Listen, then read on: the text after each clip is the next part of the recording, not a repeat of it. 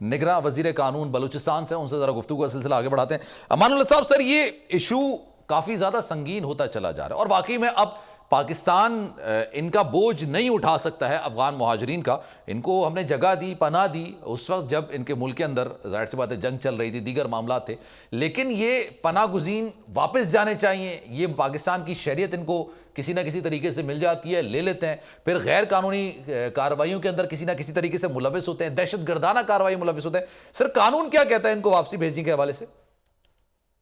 دیکھیں، بسم اللہ الرحمن الرحیم، یہ پاکستان کے نصف صدی کی تاریخ ہے۔ 1978 سے لے کر 2023 تک جو ہے یہ سلسلہ، جب روس کے خلاف پاکستان نے مزاحمت کی، امریکہ نے مزاحمت کی، تمام اسلامی سعودی عرب تو ہر جگہ پر یہ مزاحمت تھی اور اس کے بعد روس کو وہاں سے بھگانے میں مجبور کیا۔ مگر بدقسمتی یہ ہے کہ ہمارے اپنے سسٹم کے اندر ایسی کمزوری تھی 50 سال پہلے، جی سر، اپنے گھر کے اندر داخل ہونے نہیں دیا۔ انہوں نے سب کو اور اس کے بعد جب وہاں سیٹلمنٹ ہوئی تو واپس چلے گئے لوگ۔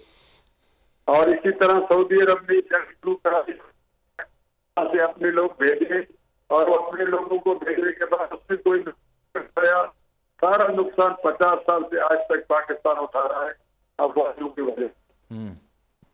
نقصان کے اندر ہزاروں لوگ جو ہے شہید ہوئے، اربوں روپے کے ہمارے تباہ ہوئی ہیں، ہمارے روزگار، ہمارے ذرائع، ہمارے وسائل، ہمارے جنگل، ہمارے فصل، تو خودکشی تمام سے زیادہ ہم پر جو ہے بہت بڑا حملہ ہوا ہے۔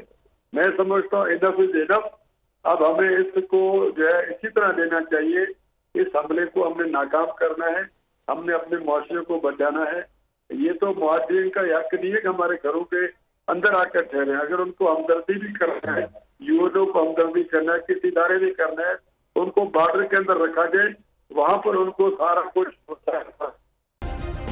سبسکرائب کریں اور بیل دبائیں تاکہ کوئی خبر رہ نہ جائے۔